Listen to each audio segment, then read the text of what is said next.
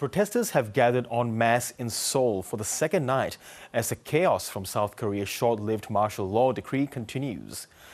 Now, these are live pics from Seoul, where you can see the protesters I was just talking about gathering. These gatherings are, of course, in response to the events of the last 24 to 48 hours. The demonstrations we are seeing there, protesters holding candles, flags being flown, and speeches that are being made. These are largely peaceful protests in the South Korean capital. Now, impeachment proceedings have been tabled in Parliament for President Yoon Suk Yeol after his shock declaration on Tuesday night.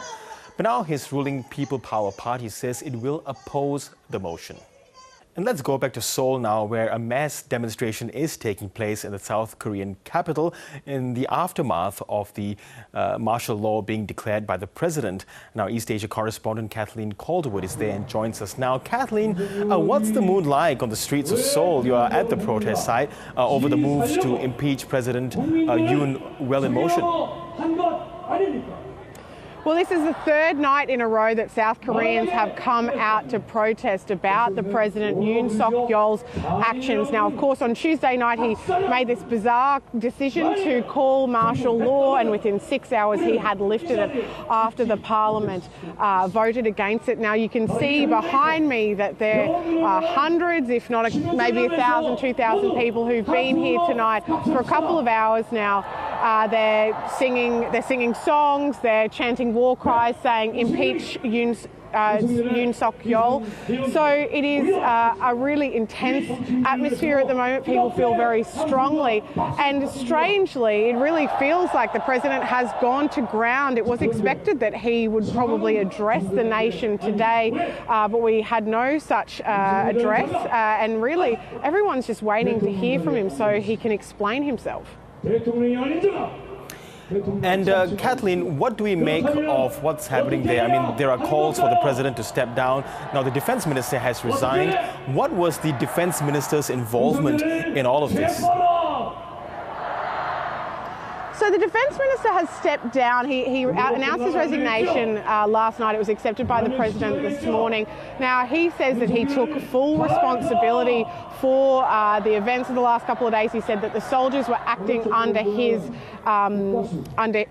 instructions, and it is being reported here that he personally suggested the martial law idea to the president. So we've seen his resignation.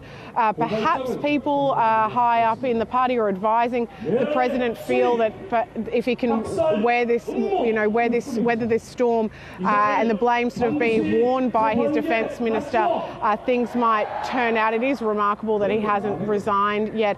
But as you can see, as we've said, there's a lot of strength of feeling here. And we spoke to an opposition lawmaker today, Kang Sun-woo, and she is, one of the lawmakers who's really pushing for his resignation or his impeachment. Here's a bit of what she had to say. I hope he apologized to people about causing concern and fear and all of this chaotic emotion to people, because people try to protect liberty and democracy in South Korea. They came to National Assembly and they were protecting actually lawmakers, because if we get arrested, we cannot lift the martial law. So that's how great people are in South Korea. So I think President Yoon should apologize to people about making this.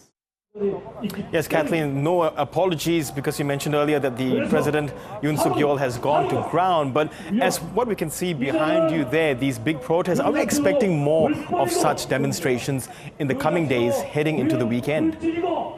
Yeah, look, I might just step out of the frame and perhaps the audience can get a better look at what's going on behind me.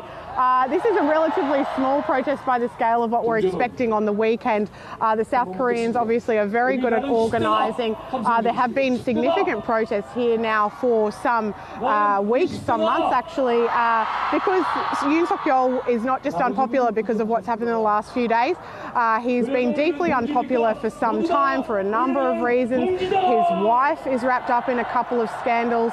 as well. So they're expecting some big protests on the weekend. And what's interesting about that is that for this impeachment motion to pass, it needs a 2/3 majority vote. And while the opposition here controls the parliament, they fall just short of having 200 votes, which is the 2/3 majority. So they need 8 people from the president's own party to support that impeachment motion for him to be impeached. Now, the opposition has decided that they're going to have that vote on Saturday night.